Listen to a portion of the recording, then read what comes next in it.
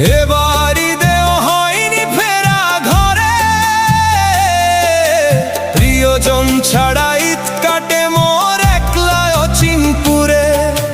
নিঃসঙ্গতা কুরে কুরে খায় তবুও মুখে হাসি, আমি যে প্রবাসী, আমি যে প্রবাসী।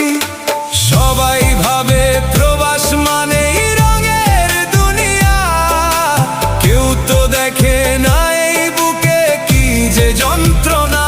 তবুও ভালো থাকুক তারা যাদের আমি ভালোবাসি, আমি যে প্রবাসী।